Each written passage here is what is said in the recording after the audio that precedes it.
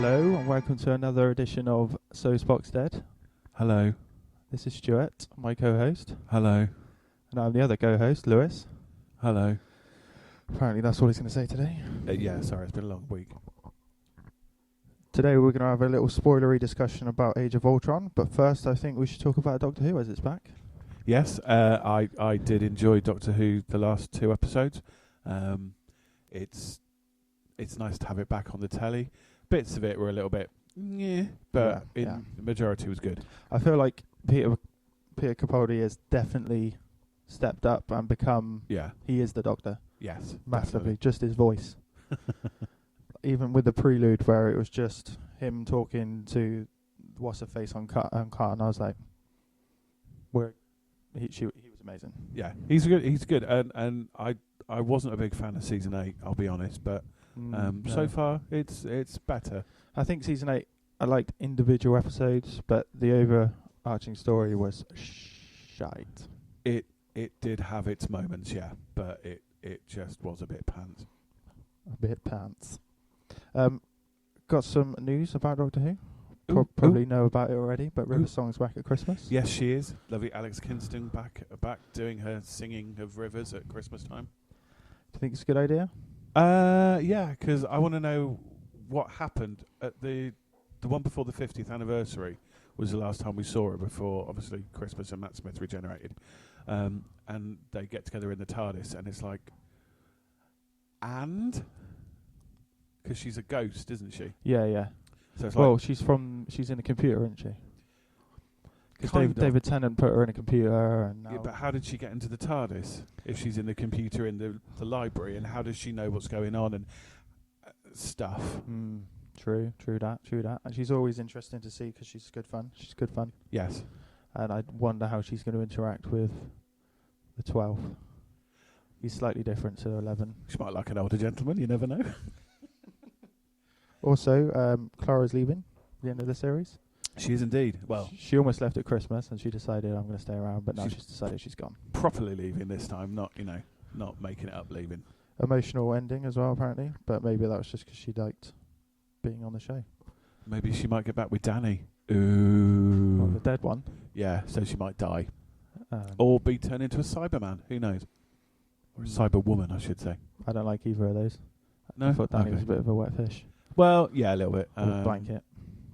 Yeah, if he was my teacher, I'd have probably just stabbed him, to be fair. Lovely. Violent nature, sorry. So, at the end of the second episode, Davros, we don't know if he's dead. He's never dead. Davros never dies. Exactly, he never dies, so he'll be back, which is a little bit... again, Missy was completely pointless. I didn't like... She was in 8th series, I don't like her now. I have to say, I've never really liked the Master since they brought him back in the new series because I think they've just made him a little bit too mental. As in, Yeah, just no plan. Just just completely off the wall. Let's just go, batshit crazy. But I quite like her. There's moments you just think, it's a little bit too much, but it's not her. I like her as an actress. I think she's very, very good. And brings a lot to it, and I think her and Capaldi really work well together.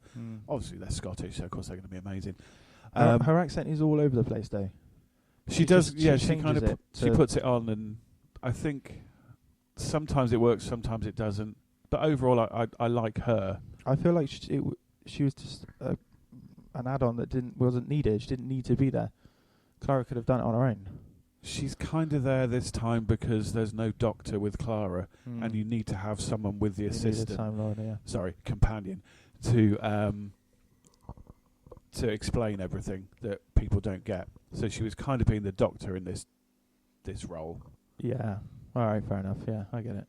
But it was nice to see some bits of Genesis of the Daleks. Oh yeah. With Tom Baker. I was gonna mention that, but obviously I don't know the old stuff Far like you. too young, aren't you? The only thing I can remember was reruns of Tom Baker when I was a kid, and he's amazing. But when you saw that scene with Davros, it literally posed a question that the Doctor was dealing with at that moment, which is very good of Stephen Moffat. Yeah. I think this season's going to have a lot of old stuff in it because it's actually the 10th anniversary of the new series. I hope so. Yeah. So I think, and it was there was a bit where he's running from the androids in that story that she's telling in the second part. Yeah, Where that you was a see nice little story. a little glimpse of possibly Tom Baker, and then the first Doctor, and then she goes, "Oh no, it's him." It doesn't. It doesn't matter. They all look the same to me. Which is an interesting point, but I'm not going to go on about that. I don't like the fact that Davros is still out there because there's that threat that can always come back, and it's just. It seemed a bit silly that he did all the way through. I was thinking, why has the Doctor done his will? Last will and testament. Why has he done that? Because he's never ever goes into a situation thinking he's going to lose. He always goes in thinking he's going to win. And then right at the end, they flipped it so that he knew what was going to happen, and he just strung Davros along. Which is so. There's twists. There's rug pulls all over. The first episode was just rug pull, rug pull, rug pull, rug pull to set up the second episode, and now. Yeah. And then it was, oh yeah, I knew what you were going to do, Davros. So good luck with your sewers coming to kill you. But it could have gone wrong if Clara and the Master Missy, whatever, had been exterminated, and he'd done his thing with his regeneration energy. Then he would have died. It's as simple as that. That's what Davros was planning on. Oh yeah, I suppose. So Maybe he went in thinking, I'm going to die, but I'm going to kill Davros. But they've only done it to open that. Well, why did you run away from Gallifrey, Doctor? Why? Oh, are we going to find out? No, we're not going to find out. No one's ever going to find out. It's a nice little question, though. We kind of know. He just wanted to. I think it's almost been mentioned. He just ran away, didn't he? Did he, though? Was he part of the Dalek Time Lord hybrid thing that Davros was wittering on about? Well, this is something else with Doctor Who, is the things that just appear. Like this Last Will and Testament, I've never seen before. Was it in the old Who? No. Exactly. There's a new thing that literally just come up for purpose of the story that they're telling. So. But there have been in the original series. If there'd been a season 27, which didn't materialise, the script editor at the time, Andrew Cartmel, nerd alert, was planning a storyline where the Doctor was kind of this character called the Other, who was part of Gallifrey's history, and it's a bit complicated. If you read the book Lungbarrow, it's kind of explained in detail there how this character, the Other, was around at the time of Rassilon and Omega, and one of the big characters, but he's kind of been erased from history a little bit. But he escapes through time into the loom, and he gets into the Doctor, and it's complicated. So they've tried to explain him before, his origins, but not necessarily canonical. Nice word. Nice word, yes, nice word. Word of the day, canonical. I did have a think about this 10th anniversary. I know they won't do a multiple Doctor for a few years, but I'd love to see Peter Capaldi slap David Tennant in the face when he starts chewing the scenery, because I don't think he'd have the time for it. I think he'd just backhand him and go, "Shut up, was I ever you?" As he sits there looking at a problem, gurning away with his Mockney accent. Oh, you Peter can talk. Go, why are you talking funny? You can talk. Why are you talking like you should do? Hey? All right. I'm a massive Terminator fan, so bit more news. They have done. He's all over. On indefinite hold, no more movies, because Genesis didn't do well at the box office. I have now seen Terminator Genesis. I watched it last week. Here we go. Go on. Just say what everyone else says.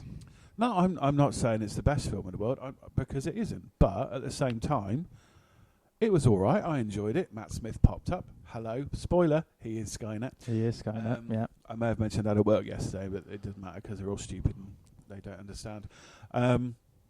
I personally, I really, really enjoyed it, and I thought Arnold Schwarzenegger not having a cameo and him actually having a full character was very, very good.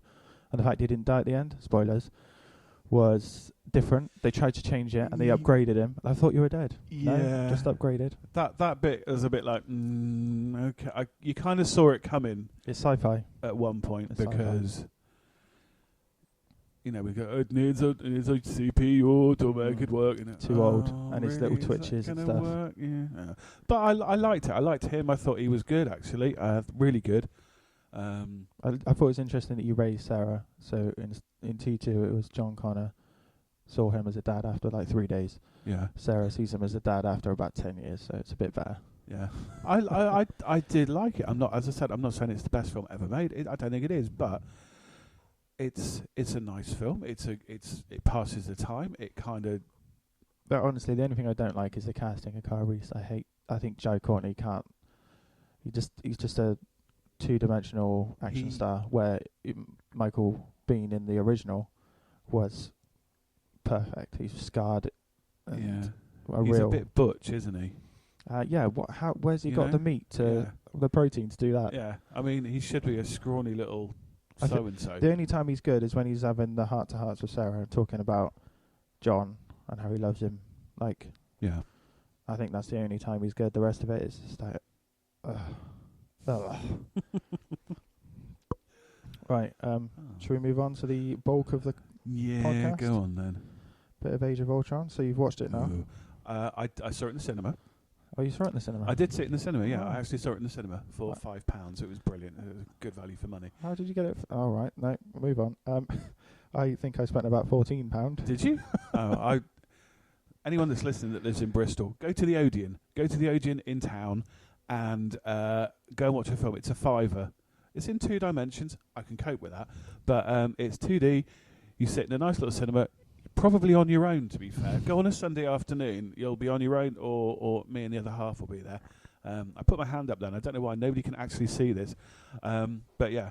And it was all right for a £5. £14. Don't know. Might want my money back. Ooh, bitchy. I liked it. I thought it was really good. It didn't quite touch the first one. No. I can probably see why. Listening to or reading interviews with Joss Whedon, who's by the way a broken man now after this. He's just completely shied away from all Hollywood. He's had enough. I don't blame him. He said there were so many guidelines and restrictions that he had to follow that he couldn't quite get the Empire Strikes Back he wanted. A little reference basically crossing the streams there. He got the same film as the first one. Yeah, basically. Although he did good with it, but he was basically told, this is what you've got to do what you can with it. Yeah. And bless him, he did his best. Yeah. I'm a massive fan of Joss Whedon, and I'm a bit annoyed they couldn't just let him go off and do what he wanted to do. Yeah. I mean, again, it's like Terminator. It's not a bad film. But bizarrely, we went to see it, and we went round a friend's house the other day, and he's a big sci-fi nerdy type person as well. And he said what I'd been thinking but hadn't thought. He said, you walk out of the cinema and you just go, and you move on with the rest of your life. You don't walk out of the cinema and go, wow, that's brilliant. I can't wait for the DVD to come out. I'm going to buy that, or I'm going to illegally download it. Don't do that, kids. It's bad. That kind of thing. It just didn't sit in your head. It just didn't stay there. I'm not sure I would go that far. I think Avengers and Guardians of the Galaxy definitely are ones that make you go, wow, wow, wow. But this one is, I still really like it. If I watch it, I really enjoy it. And there's some standout moments in it, which we'll come to. But overall, I was happy. And then we're on to phase 3. More Avengers. Of 86 phases. Civil War looks like to be Avengers 3 because there's just so many characters. But right, let's stick with Age of Ultron for a minute. Let's start at the beginning. I think the pre-credit sequence was outstanding. Yeah, I really liked it. It was a bit Bondian. The first word of the. Can you remember the first word of the film? No, I can't because I was watching it on painkillers. Iron Man trying to get into the building. There's this force field. He goes straight into it, and it obviously bounces off. And his first word is shit. Yes. And then I remember. Captain America straight away goes language, which they don't let him forget for the rest of the film, which is a nice little joke. Yeah, kind of. In my opinion. They're obviously going after Loki's staff. Yes. Although all these world-ending things have happened in Iron Man 3, Thor 2, Captain America 2, the Avengers didn't assemble, as Honest Trailer said. Yeah. But now they're assembling because of Loki's staff, because of the power it holds. And anything that powerful in Hydra's hands has to be taken away. So where's it been all this time between Avengers Well, and Avengers 2? Think it's just been with Hydra. Because they've been trying to make metahumans, and they've obviously made the twins. They're the only ones that have survived. Well, not made them, but changed their DNA. They're actually Magneto's children. Not in this universe, they're not. Yeah, I know, and that is one of my bugbears slightly about it. They're supposed to be the children of Magneto and whoever. But as X-Men own mutants and Magneto, as X-Men, Fox own it, we're in trouble there. Yeah, it does make it a little bit complicated. And I have to say, I think Quicksilver's much better in... Days of Future Past, yeah. Yes, You're absolutely right, yeah. I did like him, but he didn't get up there. He didn't have enough lines. A lot of his stuff was cut out, actually, between him and Hawkeye. There's a kind of rivalry between them. I don't think they hate each other, but that moment where he's pulling the bow back, and it's when he comes and picks his sister up, and he runs off, and he goes, "Keep up, old man," and he pulls the bow, and he says, "No one would notice." That's not really explained. Yeah. So that's annoying that they've cut so much out of this movie. You can even see it the first time you watch it. You know so much has been cut out. And he said that the first cut was over. It was like 3.5 hours. Now, personally, it's going to get released at some point, though, isn't it? Well, they said it was going to be released, and then he said at a Comic-Con, "I'm not doing it." So I think he's literally washed his hands of the Marvel Universe, which is fair because Also, what we get in the pre-credit sequence is a Thor Captain America partnership. I think they've obviously bonded in the meantime. One bit I thought was really funny where Thor's going to go off and help Hawkeye, and he goes, "Look, so it looks like they're lining up," and wow, they're getting excited. And then they used the hammer on the shield. When they do it later on, they use it. He hits the hammer. He hits the shield with the hammer to take out the bad guys. Yeah, I think it's industrious for number one, but it's entertaining. I think it's really good that they've got this little thing going on, because they're the most worthy, which is something that comes up later on between them. I think I really like that. Lewis has done his homework this time. I haven't really done my homework so much, so apologies. I'm just sat hearing all this week, you know. Also, we see what sets up Ultron, essentially. Yeah. Is Tony sees his worst nightmare, his team die around him and him survive. And Scarlet Witch lets him go with the staff because she knows that will destroy him, because he will end up... But that's one of the tiny things that's slightly annoying, because it's not Tony Stark that invents Ultron. It's Hank Pym, but as he hasn't been introduced into the universe yet, and it's not actually Hank Pym, isn't actually Ant-Man in this universe. Although I did like the little flashback in Ant-Man 2, Hank Pym being on a little mission. I've not seen it yet. Oh. Spoiler. That's very good. Look forward to that. Yeah, I have heard good things about it, so I'm looking forward to that. Sorry. I'm sorry. Wait, sorry. Yeah, well, what I was saying between Thor and Captain America, when they're in the party scene, I think the party scene's brilliant. I could watch them just fucking about for a while. It's good fun to just have them relax and be themselves. So the bit where they're trying to lift his hammer and nobody can do it, and then Cap, like little movement, tiny movement, and Thor, because he doesn't have anything to do in this movie, because apparently they don't like him. I don't know why, because I think he's brilliant. His facial expressions are brilliant, because he's just like, haha, you can't do it. And then when Cap moves it, his face is just brilliant. He's like, oh shit. In the party scene as well, we've got Bruce and Black Widow. Yeah. Where does that come from? Oh, it's always there. What are you talking about? I love it. Even in Avengers, when she goes to recruit him, it's there. That's true, but because she asks him later on, she asks Nick Fury later on, why did you send me? So I don't know, was that setting it up? Yeah, he's obviously thought there was something there. I think, in my opinion, Bruce Banner the Hulk is my favourite Avenger in the movies. I think in the Avengers he stole the show, and then in this one he's a bit of a downer. But the stuff with Black Widow, that elevates it a little bit, I think. They're flirting and they're Will Yeah. they, won't they? Yeah. And then ultimately decides not to because Well, it sets it up for the end. he doesn't might it? want to destroy the world, which he does itself in South Africa. I do have to be honest. I don't like the way they've used the Hulk in the past, because they just make him out to be this horrible, nasty, evil creature that, you know, comes out of Bruce Banner. And in the comics and cartoons, and he isn't. He's very intelligent.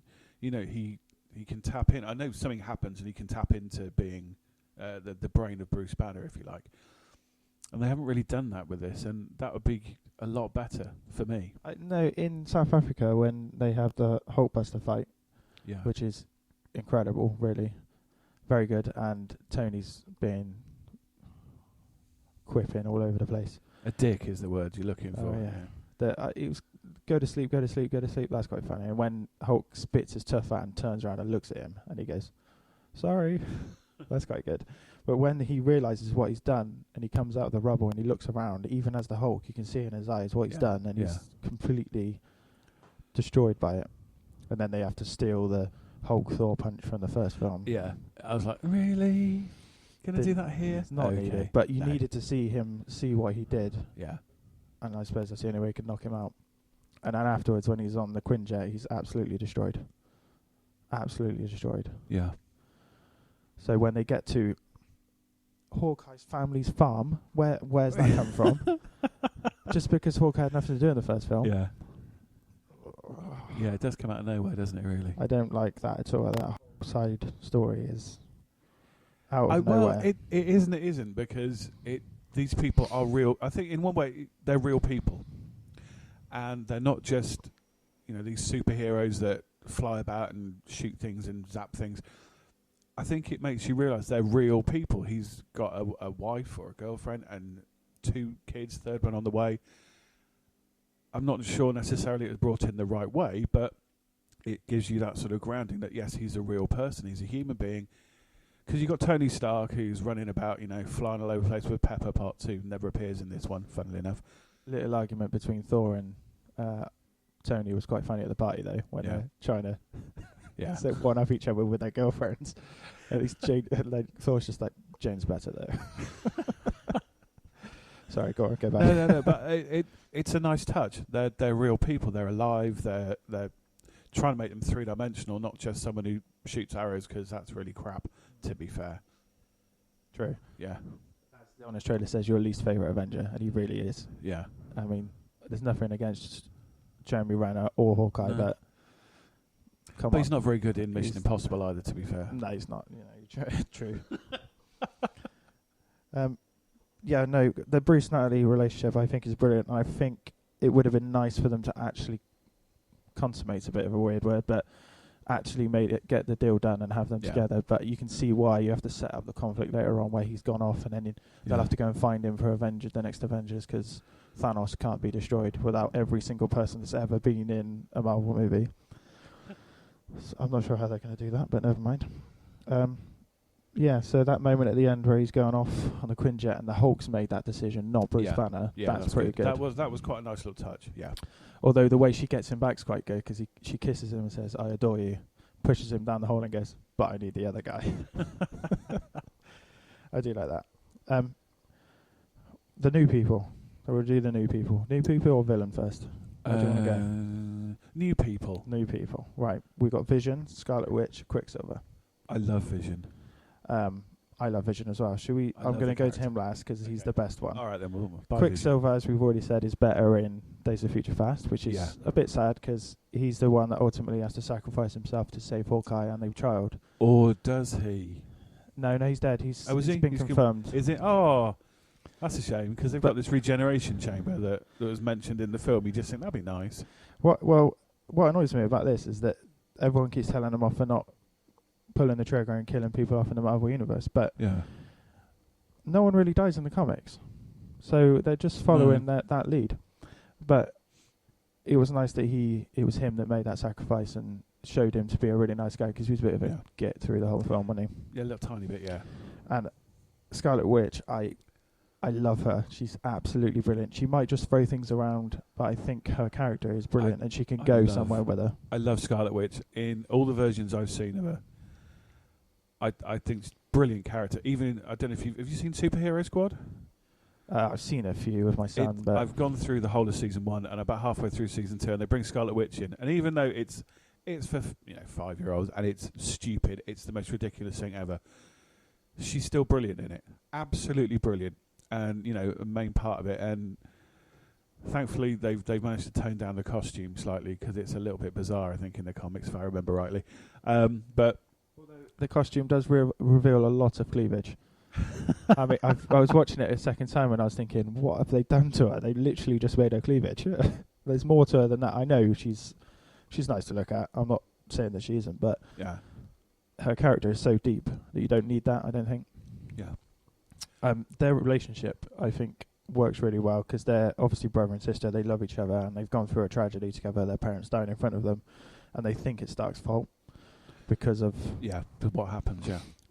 So them being so close, and then when he dies and she feels it, she actually feels it happen because of she obviously knows that he's dead, and her dropping to her knees and the power and the energy destroying them all, and then she just grabs the heart of Ultron. It feels like this. That just makes her even better. Yeah, really good. She's actually very good. I mean, the two of them. At the beginning, you just think, they're a little bit. The actors, I mean, not the characters. The actors, but they grow. I mean, they're only young actors. I don't know their names. I'll be honest with you, and I'm not criticising them really, but they grow and they really, she is absolutely amazing. That bit right at the end, when you see her scream, it's like, is your mouth going to get any bigger? It's just she's feeling that pain, even though it's not real. It's a film, but you see as an actor, she's channeling something. And it's brilliant, and she's very good. She's very, very good, and I look forward to seeing her in another film. She's an Olsen sister, believe it or not. She's Elizabeth Olsen.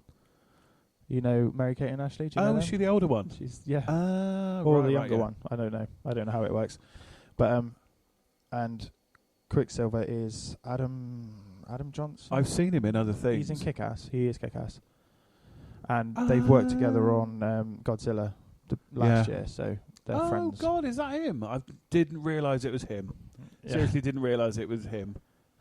The little moment between Scarlet Witch when, right at the end, basically, where the meteor town, don't know how else you can explain that. They've figured out what they're going to do, and it's exploding around them, so Vision comes in and takes Scarlet Witch away. That little moment when they look at each other is quite nice, because in the comics they do end up together or married. I'm not sure how, because he's a robot. But icky. Let's move on to Vision. He kind of blew me away a little bit, I gotta be honest. And he's not just Paul Bettany, who plays him, was Jarvis, obviously. Yeah. I don't think anyone else could have done it. He was absolutely incredible. I have to admit, I was like, because I know Vision in other formats, and I think it's a brilliant character.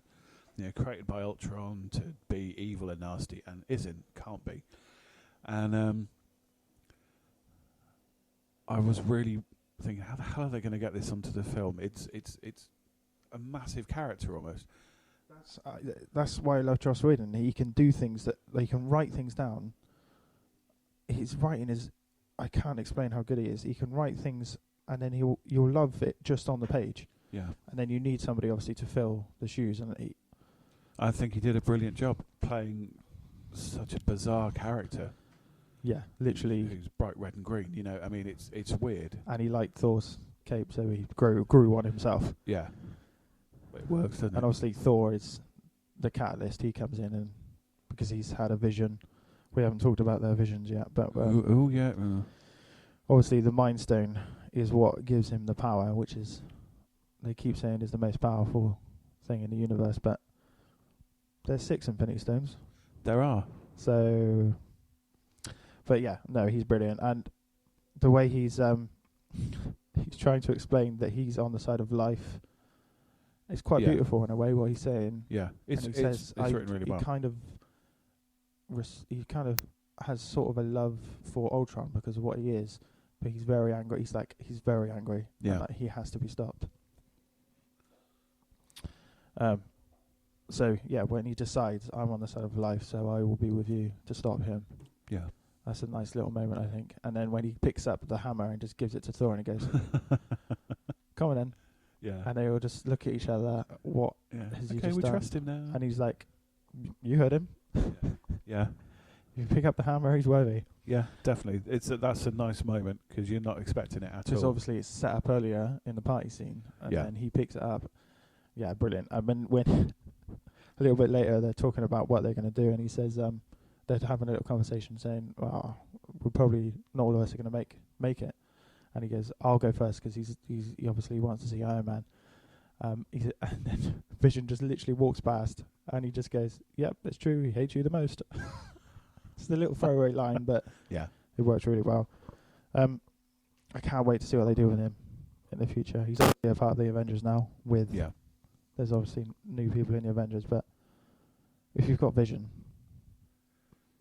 I don't think he's indestructible. He's fairly indestructible, but I don't think he's indestructible. There are weaknesses and flaws which I can't remember off the top of my head. I probably do. Isn't he partly made from vibranium, which is Captain America's shield? Yes, I think so. That's what So he stole it for. He is partly indestructible.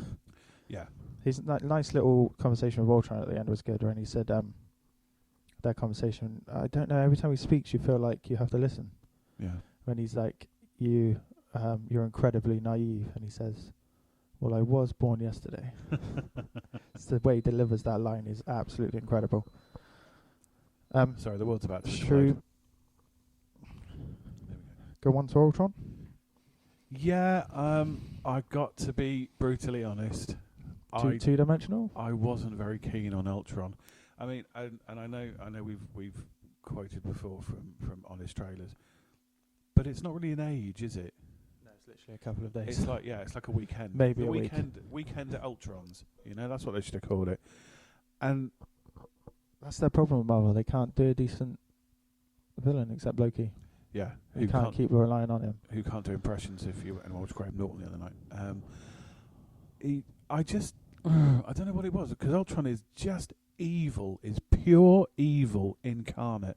And having gone through, I mean, I've seen so many cartoons. I'm such a nerd. Where Ultron is like the main enemy. If you watch Avengers of the Next Gen, what's it called? Oh, I can't. It slipped my mind what it's called, but it's like Avengers of the Future, but it's their kids. Oh, he's the next Avengers? That's it.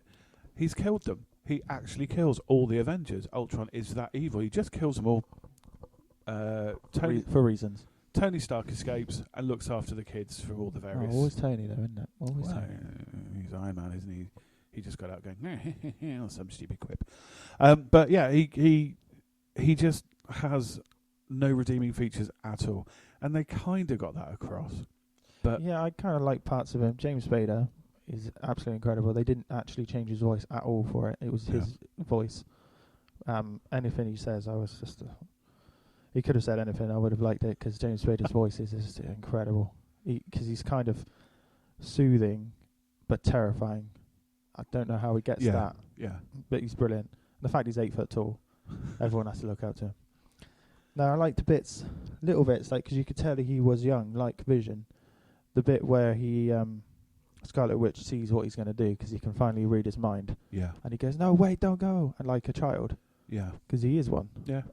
He's like an angry teenager, isn't he? Well. So there were things they got really right and things they got really wrong, like his plan. Just to blow up the world for reasons. Yeah, because you can. Because, we're... It's like Skynet. Otherwise, there wouldn't be a storyline. That's why he wanted to blow up the world. That was the only reason. Otherwise, he'd have just been there going... There's no conflict, is there? Hello, I'm Ultron. Hello, I'm Ultron. That would have been it. He'd just been mincing around going... What am I going to do now? So we had to do something fairly mincing dramatic. around. Did you see him mince? No. There's a bit in the church bit when he sees Quicksilver and Scarlet Witch, and he literally minces away. It's quite funny. Yeah, he is quite two-dimensional. His plan is just a bit samey. It's a bit contrived, isn't it? Oh, we need to do something with him. Let's blow up the world. Could have done more. Yeah. Could have done more. But His could have been. delivery. There's nothing wrong with James Spader. I think he was fantastic. The writing wasn't quite there. It could have been a two-parter, to be fair, because you need that build-up with the character because of how evil he is. Well, he when he cut off Gollum's hand. Yeah. What the just because of his anger took over because he was compared to Tony. Because literally oops. Oh, I'm sure that'll be fine, but don't compare me to Tony. Yeah. And that's brilliant. Also, he looks incredible. His eyes glowing red when he's taken over the body. I think that's good. And he just continually changes slightly all the way through just to get stronger. And that's his plan. I mean, he wanted to be in Vision's body, didn't he? Ultron 5, and then becomes Ultron, and all this stuff. And he as he adapts and grows, he becomes more and more powerful, more evil. And you don't really get a chance to see that. He just kind of goes from one body to the next, to the next, to the next, like that. Yeah, which is a shame. Should really go on to the Visions quickly because Ultron took Scarlet Witch and Quicksilver because of Scarlet Witch, how powerful she was. Yes. She made them see things apart from Hawkeye because he didn't want to have his mind controlled again because of what happened in the first one. With Thor, it sets up Thor Ragnarok, his next movie. Yes. And it sets up Infinity Wars, the next Avengers. Yeah. Loki was going to be in that as well, but they cut it. Really? Ooh, did not know That would have been quite nice. But he did get Idris Elba. Yes. Time down, and I thought that was quite nice. Yeah. And he says, "You've killed us all." Yeah. Ominous. Well, I know nothing about the next Thor. I've got to be honest, I'm not a big fan of Thor films. I liked the first Thor. The second one wasn't great. First one's alright. Second one should have been good, but it wasn't. So I'm not really that bothered about a third one, I'll be honest. Ooh. Well, if it will be a game changer, like Winter Soldier, and Civil War will be a game changer, and then Ragnarok will be as well. Yeah. So hopefully Phase 3 will be the one where they really get it right. Because Phase 2, I felt like every ending was in the air. Finale of every film was in the air. It was just bizarre. I think. Yeah. So I felt like they ran out of things to do in these films. In Thor's dream, though, he obviously gets the Ragnarok, the Infinity Stones, but he also knows how to bring Vision into the world. Yeah. Yeah. So he gets a lot. Considering he doesn't do much in the film, he gets quite a lot. He's in that quite dream. important in that respect. Yeah. Obviously, we've got what Captain America had a dream about his beloved, who hasn't gone away, Agent Carter. I think she's very good. I love Agent Carter. Side note, I managed to catch up with Agent Carter this week as well, and I absolutely adore it. She's amazing. Brilliant, and she's back, I believe, for a second season. She is back. So I'm really looking forward to that because I think Hayley Atwell is just brilliant, utterly, utterly brilliant. She is brilliant, absolutely. And Agent Carter is. It took a couple of episodes to get into it because it's like, okay. And then by the time you get to the last one, it's like, I love her. I don't want it to stop. I was finished. It's finished, yeah. Yeah, damn. She's got a cameo on Ant-Man as well. Yeah, so I've seen the first sort of 5 minutes of Ant-Man on a slightly dodgy copy. Shh, don't tell anyone. And you're like, oh, it's Hayley Atwell. Oh, she's in this. Oh, they've aged her up not so badly. Michael Douglas looks amazing.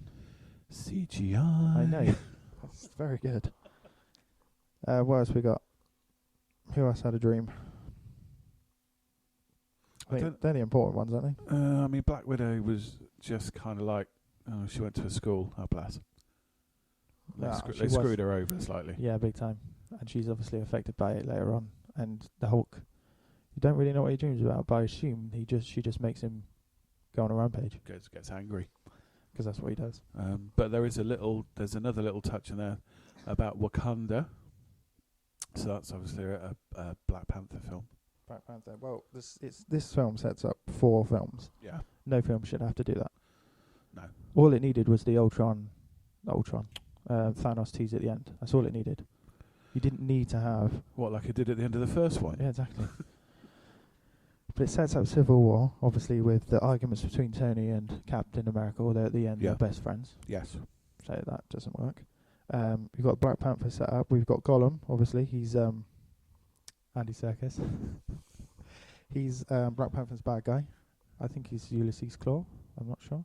That's why he had his hand cut off. Right. They obviously mentioned Wakanda, which is where Captain America's shield comes from. Well, the The metal to make it. vibranium, yeah. Yeah. So that's all set up. Mad how they can do this. Infinity War obviously is the Infinity Stones, Yes. including the Mind Stone, which Thanos is going to have to kill Vision to get it. Or attempt to. I think the more... I can't remember exactly how the gauntlet works. Nerd, sorry. Yeah, the gauntlet. at The end. more you've got, the more powerful you become. So the Well, more you can do with the I, stones. from what I read in the comics, he had them all and he destroyed half the universe. And then somebody had a right idea of reversing time, because you can do that. Cool. You can do that. So, is that what they're going to do? Because it's split in two, isn't it? So you've got part one, he destroys the universe. Part two, they bring it back. Well, it's going to be, part one. Oh, it's all gone horribly wrong. End. Well, yeah, and I assume part one will just be whatever Avengers is there at that point, and then part two, Captain America will go, oh shit, we need the big boys. Yeah. Where's Hulk? Where's Iron Man? Let's bury the hatchet and get this. Yeah, get it all sorted. Because it's going to be the biggest threat they've ever seen, essentially. So the Infinity Stone so far, we've got the Mind Stone, Yeah. which was Loki's scepter, now it's in Vision's head. Yes. The Tesseract, Yes. Oh, yes. the Ether, which is in Thor 2. Yes. The red thing. Yes. Yes. I had to remember then. Sorry, that took a while. And there's one more which I've completely forgotten. How professional. It's the one from Guardians of the Galaxy, isn't it? The Yes, purple it one. is. Yes, the orb. Yeah, so we need two more, which are going to show up in Phase 3, apparently. Cool. I don't know how it's going to happen. They've got so many films. They're doing 3 films a year now, including Spider-Man. I think they've gone a bit too far. But Inhumans is going to be last. It's going to be after Avengers. So it's like almost a reboot, I would imagine, because all their contracts will run out by then. That is true. So the end with the new Avengers, do you like that? No. No? It was a bit like... Avengers. Yay.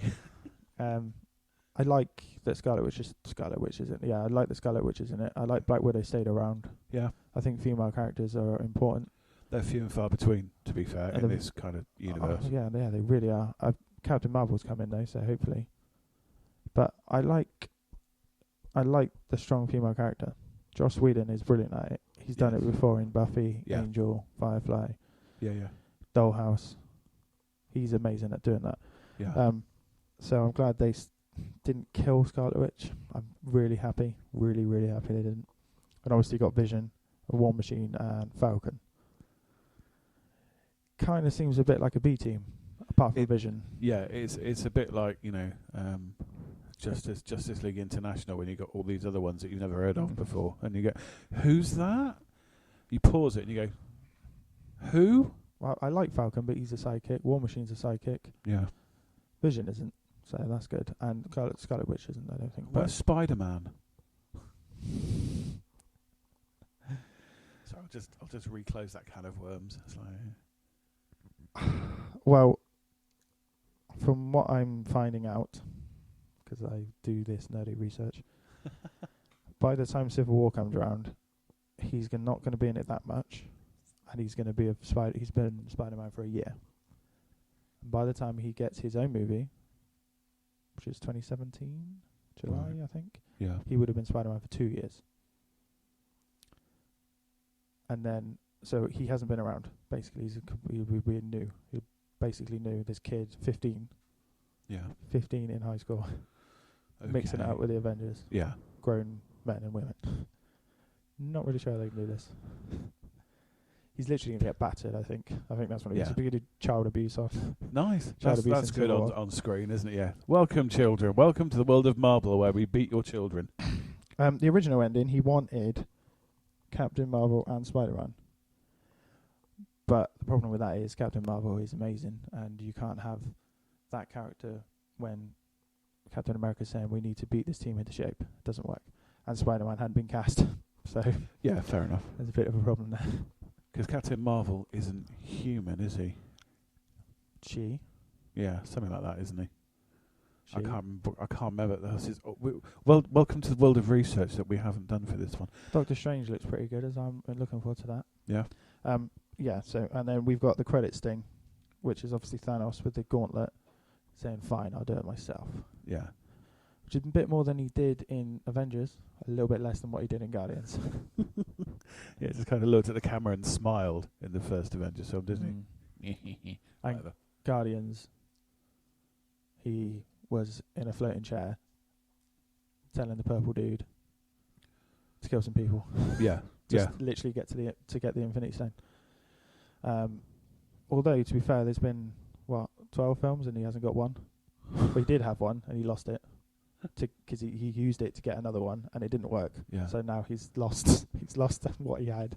So he's a bit pissed, really, isn't he? He's a bit pissed, yeah. Yeah. So I wonder why it's going to take like 6 films for him to kick off. Because Guardians 2's coming, so because it's a massive character and they're building up to it. That's why they're doing what they do. They hook you in. What would it be? 6 years, I think. By the time 2018, I think it comes out, the first one. So that's 6 years of build up. God. Apparently, they've got plans and stories for right up to 2028. Can you even think?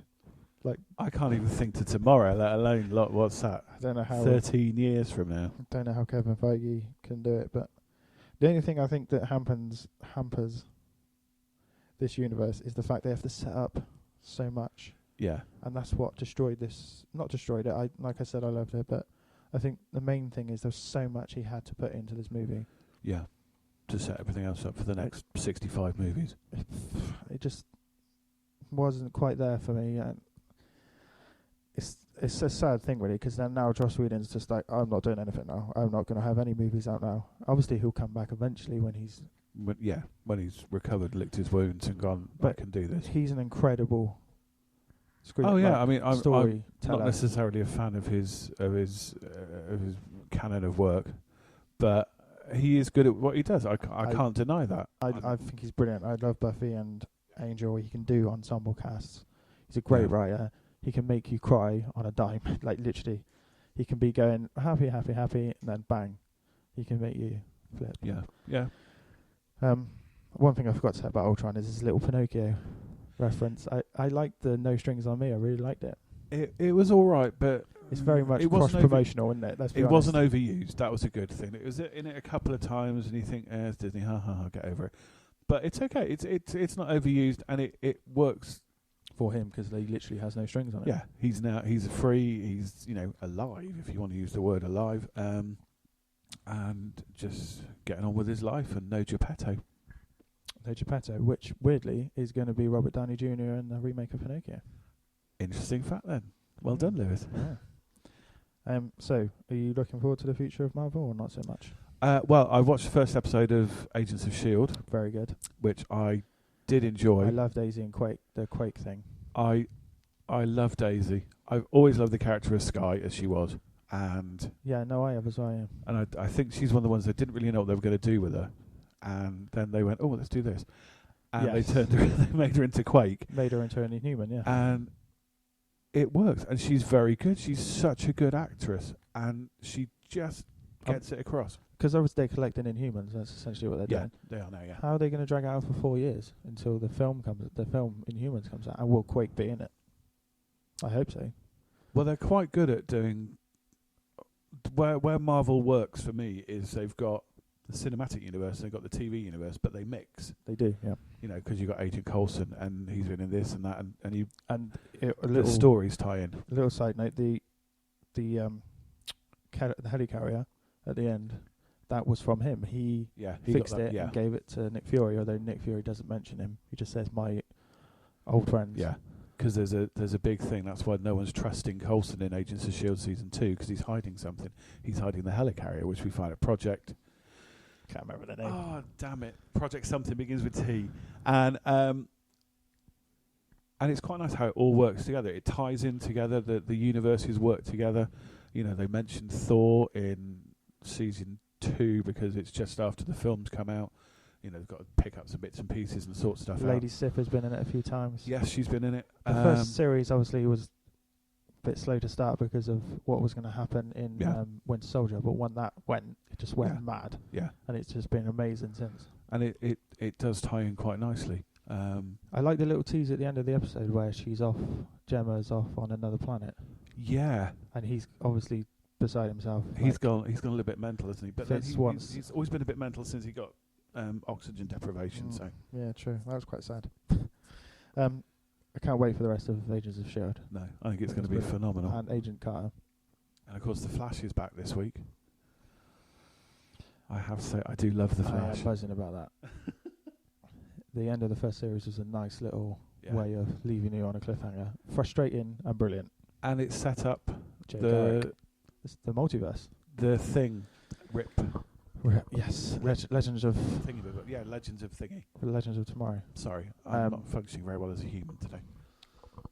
They've obviously set up the multiverse, which opens doors for loads of things. But Jay Garrick's going to be in this series, which is the Golden Age Flash. Yeah. And they're going to have Wally West, who is the third Flash.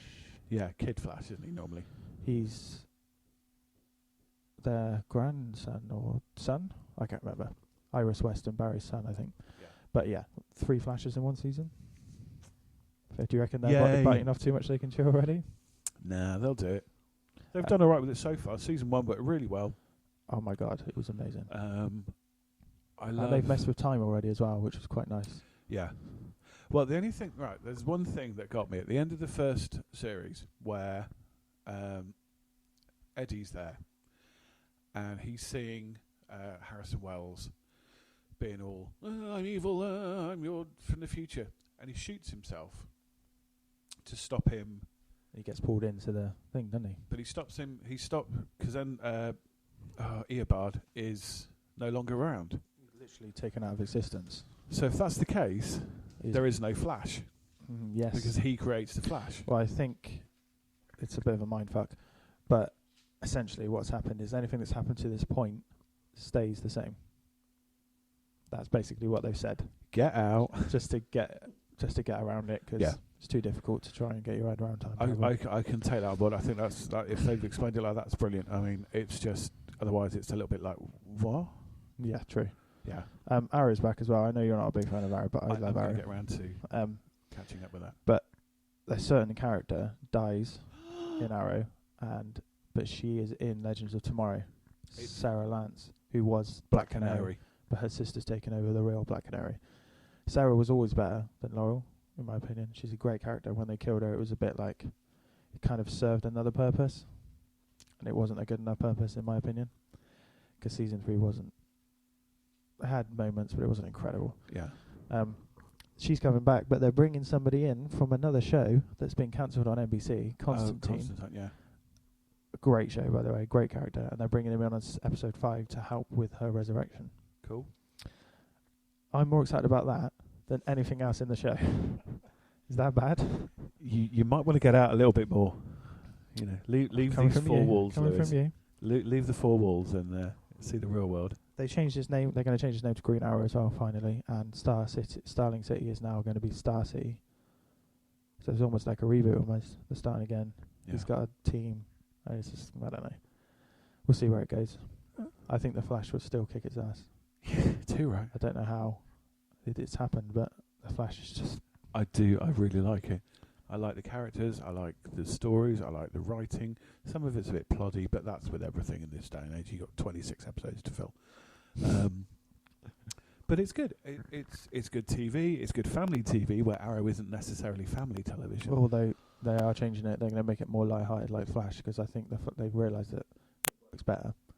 So they're going to make it a little bit more light-hearted like Flash, which is quite good. Got Supergirl coming up, which is... I'm still looking forward. I love the pilot for that. Absolutely adored it, man. Get a copy. And I can't wait for that. I cannot wait. I really love it. I think she's brilliant. Supergirl in general is a great character, and she's kind of underused a lot. And anytime they do use her, Smallville, for instance, she was great in Smallville, but she was sent to the future to help with the League of Superheroes. Yeah. The year 3000, isn't it? Yeah. Yeah, with Brainiac 5, who is now a good guy. He's a good guy. I like Brainiac 5. Also in the Justice League, she was sent to the future. They just sent her to the future.